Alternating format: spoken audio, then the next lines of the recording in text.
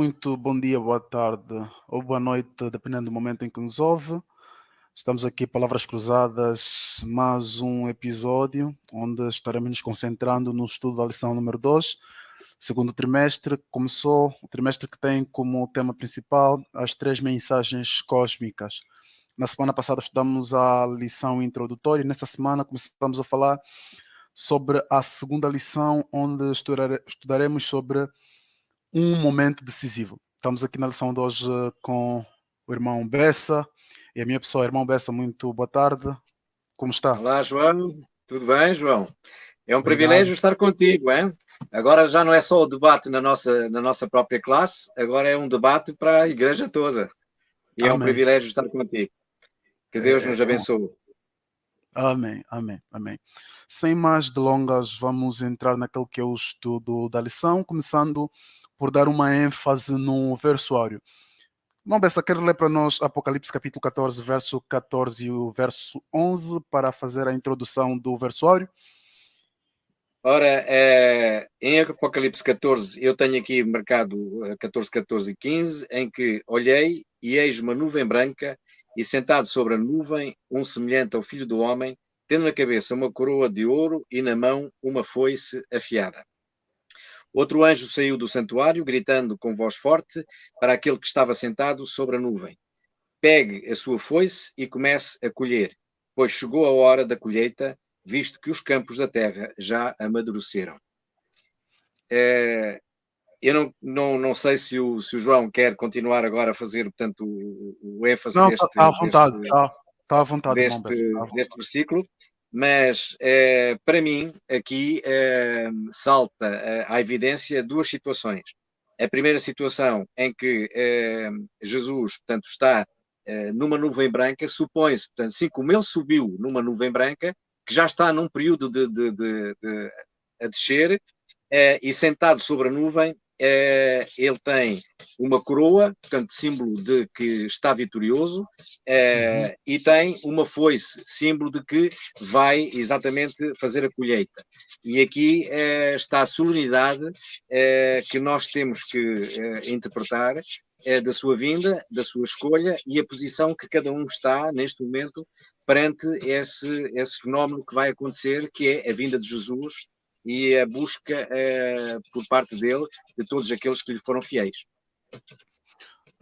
Dando continuidade naquilo que o irmão Bessa falava, permita-me enfatizar o seguinte: o autor da lição, logo na primeira lição, que é a lição de sábado à tarde, ele faz ênfase do seguinte: para cada tempo, Deus sempre teve uma mensagem presente. Para os Exato. antediluvianos, a mensagem presente era de que o mundo seria destruído com o dilúvio. Para o tempo anterior à vinda de Cristo, a mensagem presente era de que Cristo nasceria e seria o libertador. E enfatiza que para o tempo do fim, a mensagem presente é aquela que nos é apresentada em Apocalipse 14, as três mensagens angélicas. Estudarmos as três lições, as três mensagens angélicas, perdoem, faz-nos de alguma forma entender que precisamos avançar um pouquinho. Parece que essas três mensagens estão focadas num ponto importante, que é escolhas. Todos nós precisamos escolher. E as nossas escolhas, elas podem nos afetar de forma imediata, de forma a médio prazo e de forma a longo prazo. Irmão Bessa, quer falar-nos um pouquinho sobre a lição de Logos de domingo, escolhas eternas? Ora, nós como filhos de Deus, e temos de nos colocar aqui como filhos de Deus, porque se não fôssemos filhos de Deus não estávamos aqui a trocar esta impressão acerca deste fenómeno da vinda de Jesus, da salvação e do período em que estamos solene. E perante isto nós temos aqui dois fenómenos. Nós sabemos, como cristãos, que só temos dois tipos de escolha. Ou escolhemos Uhum. o lado perdido, ou escolhemos o lado da salvação. O lado perdido, basta não fazer nada. Basta nós deixarmos a vida correr e não darmos importância às coisas que são de Deus. O lado da salvação é exatamente acreditarmos, termos fé, termos a certeza absoluta que Jesus é a nossa remissão, é o nosso Redentor, é o nosso Salvador, e sabendo que, através do exemplo dele, daquilo que ele fez na Terra, e daquilo que ele permitiu que cada um dos profetas fosse escrevendo acerca da sua essência, nós temos que fazer esta escolha, e esta escolha é basicamente nós colocarmos o nosso coração aos pés de Jesus e verdadeiramente cultivarmos uma vida de reverência, de respeito, e através da graça de Jesus nós vamos ter um poder também dado por Deus, que vai fazer com que as nossas obras não sejam o essencial para a salvação, mas sejam o reflexo de tudo aquilo que nós temos no coração de bom, dos sentimentos que Deus coloca, como o amor, e vai sendo refletido dia após dia nas nossas vidas. Portanto, essa escolha tem que ser feita com consciência. Nós temos que ter consciência de fazer esta escolha, estudando a verdade, estudando a palavra de Deus, porque não é ser cristão somente que vai fazer que nós tenhamos a salvação. É exatamente fazermos a vontade de Deus em todas as situações, guardando os seus mandamentos e os seus preceitos, tendo gravada no nosso coração a lei de Deus, porque a lei de Deus gravada no nosso coração, ela vai permitir que nós vivamos uma vida rica em bênçãos e uma vida rica na forma como nós vivemos o sentimento de devoção, de respeito e de reverência ao nosso Deus e ao nosso Salvador. Obrigado, irmão Bessa. De realçar também que, diferente daquilo que o mundo prega, diferente daquilo que nos é apresentado hoje numa sociedade em que parece que tudo é transversal, estamos na fase do trans, onde nada é nada.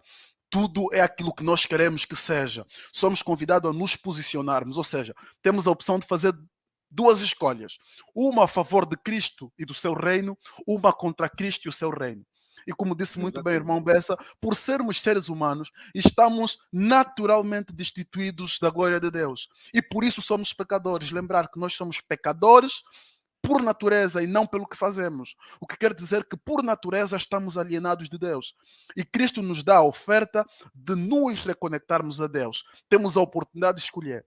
Não escolher a Cristo é nada mais, nada menos que escolher permanecer onde estamos. E a nossa situação presente é destituídos da glória de Deus.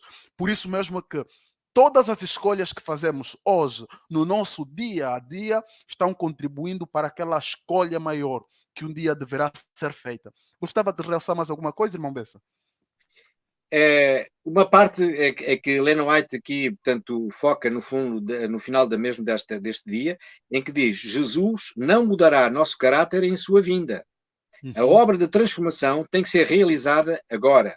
Nossa vida diária está determinando o nosso destino. Ou seja, é no comportamento geral que nós vamos cultivando a salvação. Não é tipo carregar no botão e a partir de agora carrego no botão e já vou fazer a minha parte e vou ser salvo. Não, é o caráter, e o caráter é uma moldagem perfeita. Não é simplesmente um toque de magia que vai acontecer na nossa vida para a gente ter a salvação. É exatamente uma forma de estar ligado em permanência com Deus, através da sua graça, que nós vamos conseguindo melhorar este modo de vida e ficarmos cada vez mais próximo do caráter de Jesus. Essa é a essência, é ficarmos próximos do caráter de Jesus. Falou de um aspecto importante que é o moldar do caráter. E a lição lá na lição de domingo somos, de alguma forma, chamados a refletir em alguns aspectos importantes. Como é que Deus molda o nosso caráter, irmão Bessa? Como é que Deus molda o nosso caráter? Nós temos uma coisa que é fantástica na nossa vida, que é a consciência. E nós temos a consciência do que é fazer bem e o que é fazer errado. Quando nós amamos Deus e o amor a Deus é colocado em nossos corações, portanto, é um amor atribuído aos nossos corações, nos nossos corações, e a partir daí nós temos um prazer e temos um reflexo desse amor também para com Deus. E nesse amor para com Deus, nós vamos vendo as coisas que Deus atribui como benefício para uma vida pura, e nós vamos dia a dia ter amor por essas circunstâncias e vamos tendo essa vida pura.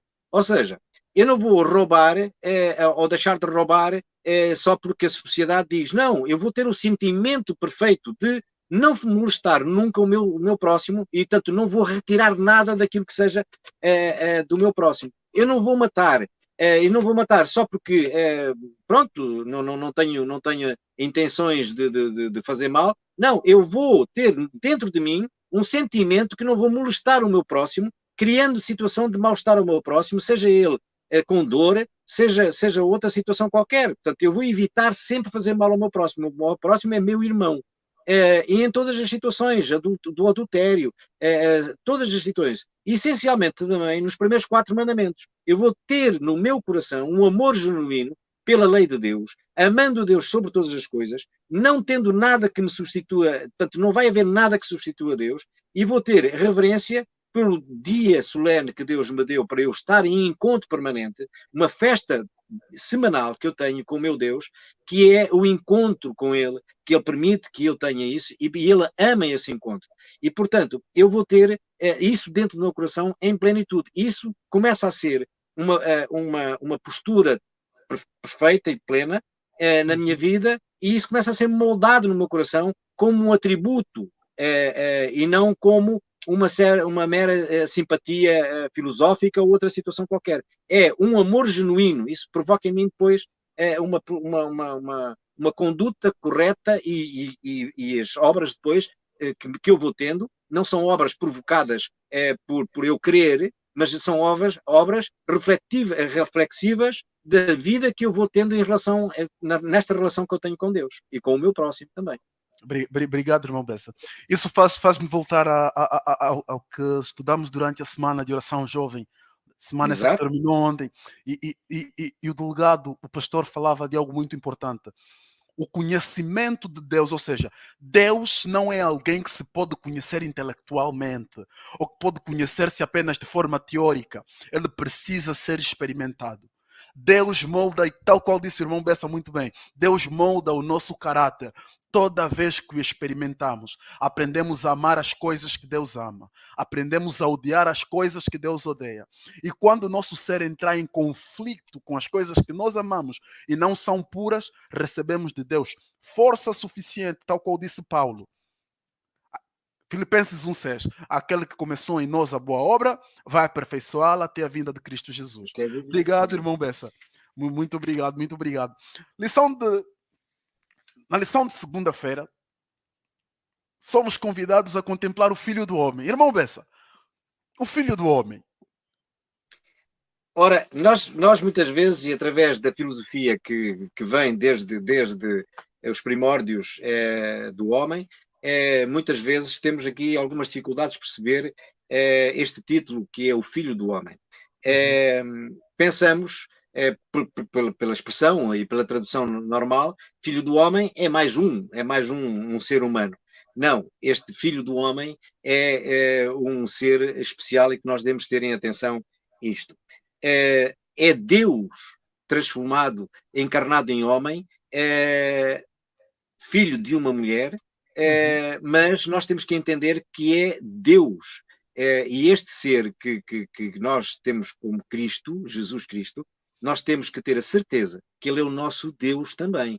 Não é simplesmente uma encarnação miraculosa e que veio dar-nos uma filosofia nova para os nossos seres humanos. Não, é o nosso resgate. É Deus que vem na forma humana para nos resgatar, porque sem essa forma nós não tínhamos qualquer hipótese, porque Adão entregou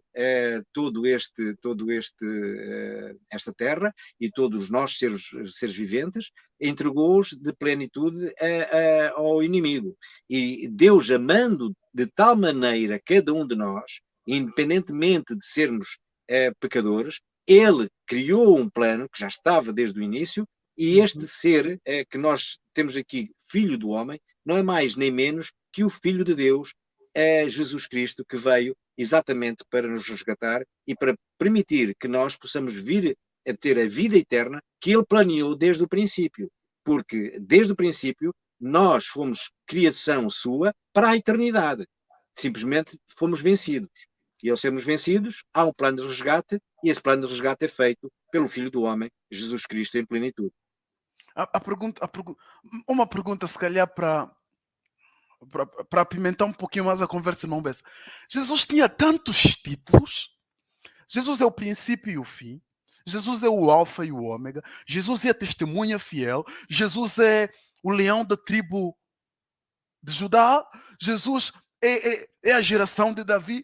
Tantos títulos bonitos, mas em Apocalipse 14, verso 14, para descrever a vinda de Jesus, em Apocalipse 14, verso 14, quando é descrita a vinda de Cristo, ele é descrito como o filho do homem. O que isso tem de importante, irmão Bessa? O que isso tem de importante ser filho do homem? É importante porque nós temos que ver uma coisa. Filho do homem, e temos aqui a essência desta expressão. Ele sofreu as tentações todas normais que um homem sofre. Amém. Ele viveu uma vida plenitude 100% como nós a vivemos. Com sede, com fome, com sono, com cansaço. Ele viveu em plenitude tal e qual como nós vivemos como seres humanos.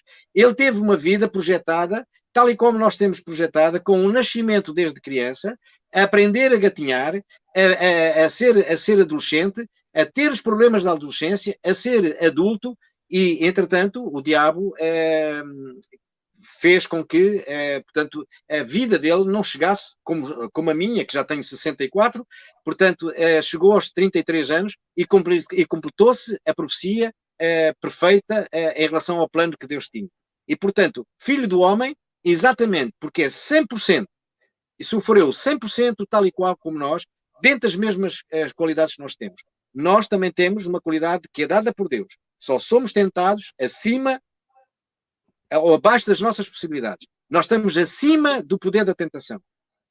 E, portanto, se tivermos isto em mente, nós, quando somos tentados, temos a capacidade de conseguir vencer a tentação. A tentação não é em si o pecado. O pecado é nós cometermos o pecado. E, portanto, nós, até cometermos o pecado, temos capacidade dada por Deus para conseguir sermos superiores. Só não somos, porque muitas vezes amamos mais o pecado do que amamos a virtude de Deus. Jesus fechou esse argumento do irmão Bessa da seguinte forma: resistais ao diabo e ele fugirá de vós. E ele fugirá de vós. Exatamente.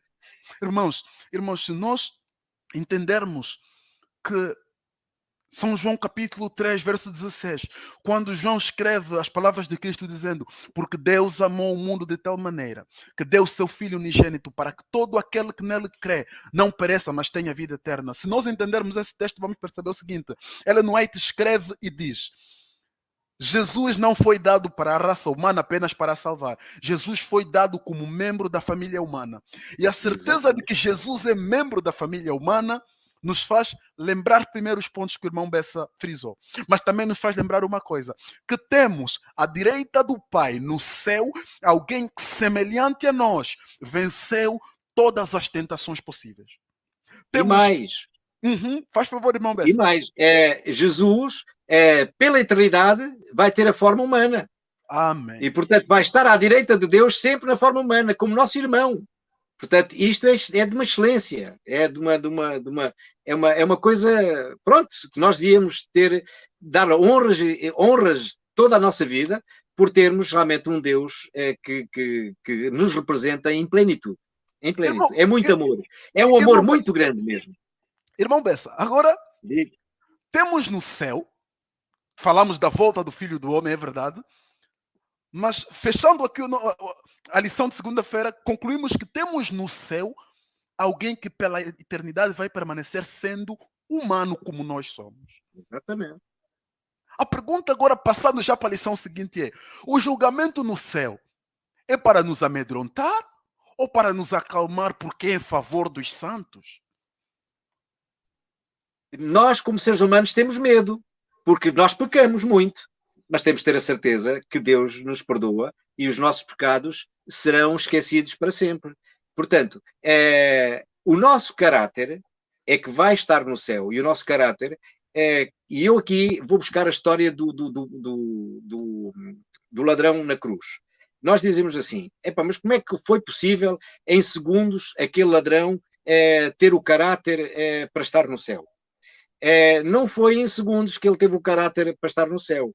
Ele revelou, foi naquele momento, o arrependimento total. Ele já estava, provavelmente, em guerra com ele próprio, porque estava cometendo erros como ladrão, estava roubando aquilo que não era dele, mas provavelmente ele já não se estava a sentir bem e aquele encontro com Jesus provocou que ele, com absoluta certeza, entregasse o coração e o caráter dele moldou-se ao caráter de Jesus naquele momento, mano a mano, olhos nos olhos. Ele fixou os olhos em Jesus e Jesus nos dele, e eles provavelmente não foi só esta conversa que está relatada na Bíblia, eles provavelmente conversaram mais durante o episódio que estiveram os dois na cruz, e isto é significativo para nós de duas maneiras.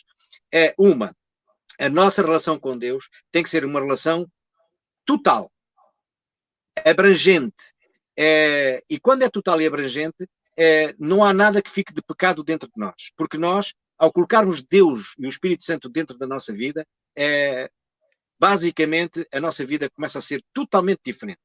E nós começamos, como disseste há bocado, a odiar aquilo que Deus também odeia. E nós começamos a amar aquilo que Deus ama. E, portanto, esta ambiência começa a dar fruto, o fruto do Espírito Santo é exatamente esse. É nós ficarmos iguais em caráter à semelhança de Jesus. Ou seja, Deus quer que nos tornemos em caráter semelhantes a Cristo. Exatamente. Em Hebreus somos convidados a buscar a santificação e a paz com todos, porque Paulo diz, porque sem estes dois elementos ninguém verá a Deus. É Deus. Temos uma Exatamente. situação de julgamento em Daniel capítulo 7, e em Daniel capítulo 7, Daniel também descreve Jesus como o filho do homem. O assunto Exatamente. é sério e Daniel frisa novamente que Jesus é o filho do homem. Ou seja, o julgamento que está a ser feito é em nosso favor.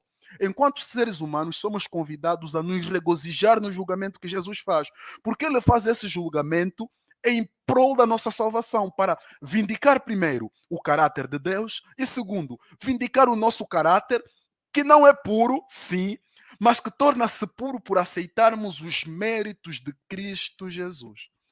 Somos convidados a olhar para o julgamento que está a ocorrer no céu e para o julgamento que estará ocorrendo, porque temos o julgamento, temos o investigativo no qual estamos passando agora, temos o juízo comprovativo, depois temos o executivo. Todos eles têm o objetivo de vindicar o caráter de Deus e o caráter dos santos. Mais alguma coisa a acrescentar, irmão Bessa? É exatamente isso, João. A plenitude daquilo que estás a dizer é exatamente aquilo que nós temos como cristãos fundamentar a nossa vida. Portanto, o nosso fundamento de vida deve ser exatamente isto que tu agora acabaste de dizer. Agora, passando já, o tempo por vezes não é favorável e por isso mesmo precisamos... Depressa, não é? Exatamente, precisamos fazer esforços de tentar terminar a tempo. Quarta-feira, somos convidados a olhar para a coroa do vencedor. Em Apocalipse 14, verso 14 e lá para o verso 15, Jesus é descrito como tendo uma coroa na sua cabeça. Olhar para a coroa na cabeça de Cristo faz-nos lembrar a sua crucifixão.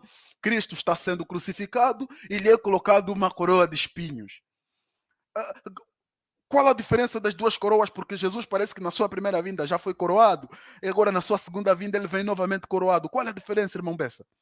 A minha interpretação em relação a estas duas coroas, a primeira coroa, a coroa do sofrimento, e a coroa que o diabo quis provocar, que era o sofrimento e um sofrimento atroz. E isto ficou provado perante todo o universo que a vontade do diabo, de Satanás, não era pura, nem para lá caminhava. Portanto, todo o universo ficou a ver o caráter de Satanás, de Lúcifer.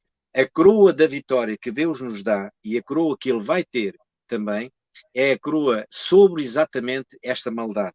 É a coroa que simboliza a vitória sobre tudo o mal que foi iniciado por Satanás, por Lúcifer, no céu, e que depois foi afastado do céu, e que veio provocar a nós homens toda esta situação. E mais, a coroa dos espinhos é a demonstração do caráter de Lúcifer. A coroa de ouro que Jesus vai ter é a representação de coroa de amor que Deus tem por cada um de nós, e também nos vai dar coroas a cada um de nós, exatamente pelo aquilo que nós também fomos fazendo nessa plenitude do amor de Deus, salvando outros e dando esta novidade do Evangelho a outros que estavam perdidos, e fomos fazendo o trabalho que Deus também pede, porque o nosso trabalho não é passivo, a nossa vida não é passiva, é amarmos como Deus amou sobre todas as coisas de cada um de nós amarmos também todo o nosso semelhante, para querermos que todo o nosso semelhante possa estar no céu conosco também, e com Deus. Porque o sacrifício de Jesus é por todos, não é só por meia dúzia, é para todos, incluindo aqueles que hoje estão do outro lado da barreira. Em Apocalipse 3, foge agora da cabeça o versículo. Jesus diz: ao que vencer, dar-lhe a sentar-se comigo no trono do meu Pai. Ou seja, Jesus volta como vencedor e Jesus faz de todos os justos vencedores com ele. Faz com que todos os justos reinem com ele. Jesus uma vez veio enquanto ser humano, desfez-se de toda a sua glória para morrer em nosso lugar. Jesus desfez-se de toda a sua glória, colocou o universo todo em risco, tudo para nos salvar. Dessa vez ele não volta como frágil ser humano, ele volta como conquistador. E nesse reinado, ele quer que nós reinemos com ele. Olhemos só, Jesus vem coroado como vencedor e ele quer coroar-nos como vencedor. É bom saber que o Deus que está no céu, que foi feito humano e será humano para sempre, tem o desejo de querer reinar conosco para sempre. Que maravilha sabermos isso. Seres mortais, falhos, que simplesmente por aceitarem a graça remidora de Cristo, serão feitos vencedores e reis eternamente com Cristo. Que privilégio. Amém. Que privilégio. Amém. É um Quinta-feira, grande privilégio. quinta-feira, a lição fecha assim de forma um pouquinho dramática, porque começa a dizer assim: existem duas colheitas. Existe a É verdade. colheita dos grãos dourados e a colheita E das uvas amargas. e muitas vezes nós, como temos também a parábola de David, nós às vezes pensamos que a colheita de David também é uma colheita boa. E aqui, às vezes, os cristãos ficam um pouco perplexos, porque como é que esta colheita das uvas é a colheita da perdição, dos perdidos. A vida tem duas condicionantes. Nós ou damos um fruto que é o fruto da eternidade, ou damos o fruto da perdição. E isto, portanto, estas duas colheitas representam exatamente isso. Aqueles que vivem para com Deus e que dão grãos dourados, e o grão dourado não é mais nem menos que os frutos do Espírito Santo, é a nossa vivência, o tais frutos do caráter que nós vamos ter pela vida eterna. E a questão das uvas é exatamente, e podemos aqui interpretar, os malefícios que faz o vinho na vida humana. As uvas é uma fruta tão bonita e tão boa, mas que produz uma bebida que é a perdição dos homens. E provavelmente é nesta ênfase, nesta comparação, que nós temos esta colheita também. A colheita daqueles que foram vivendo uma vida dissoluta, uma vida de pecado e uma vida que foi transformada em coisas más, porque o álcool é exatamente isso que faz, é comportamentos errados, comportamentos maus, e esta colheita vai ser feita também. E devíamos de fazer aqui um alerta muito especial para que dentro da igreja, porque nós estamos a falar para pessoas dentro da igreja, termos o cuidado de sermos trigo e não uvas. Há aquela parábola do trigo e do joio. Aqui é a questão de não sermos Uvas vindima, amargas. amargas. E muitas vezes os nossos comportamentos como cristãos, são amargos, são de uvas amargas. E nós temos de ter esse cuidado na nossa vida para sermos grãos dourados. Desta forma, já em tom de conclusão, o segundo parágrafo da lição de sábado, começando lá com a tonalidade, sabe, voltando para a tonalidade com a qual começamos.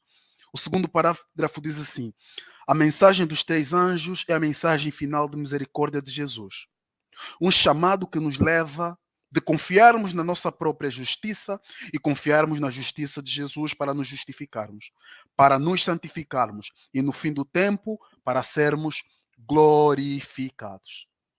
Ou Exatamente. seja, justificação pela fé é o tema principal da lição da semana, que ao estudarmos lembremos, por nós mesmos não é possível, unicamente por Cristo. Irmão Bessa, quer levar-nos em oração em tom de conclusão da nossa lição? Portanto, a nossa oração deve ser exatamente esta: é de que nós coloquemos totalmente as nossas vidas aos pés de Jesus e copiemos, momento a momento, todo o seu exemplo. Que possamos fortalecer-nos na palavra, porque assim vamos estar preparados para a eternidade. Jesus venceu todas as tentações, dizendo: está escrito. E estando escrito, nós também podemos ler e podemos exatamente perceber a vontade de Deus, que os nossos comportamentos possam ser sempre segundo aquilo que está escrito. E o que está escrito é maravilhoso. E quando Amém. nós lemos a palavra de Deus, os nossos corações, amando a Deus sobre todas as coisas, os nossos corações rejubilam de alegria. Que os nossos comportamentos, o teu e o meu, e da tua esposa e da tua filhinha, que eu gosto Uhum. tanto, Amém. possam ser vividos para a eternidade. Eu também busco isso para a minha família, independentemente de às vezes as coisas não correrem como nós queremos, mas que o nosso propósito seja exatamente vivermos naquilo que Deus tem escrito na sua palavra e que nós vivamos aprendendo e copiando a vontade de Jesus nas nossas vidas, em todos os nossos comportamentos. Obrigado, irmão Bessa, obrigado. Obrigado pelo tempo gasto, obrigado por ter acompanhado essa lição, que seja uma semana vitoriosa e que Deus nos guarde e nos acompanhe. Uma boa semana, irmão Bessa. E João, foi um privilégio ter O esta privile- lição contigo. o privilégio é Tá? todo meu. Obrigado. Tá, obrigado, né? Obrigado. Até a próxima. Obrigado. Tá.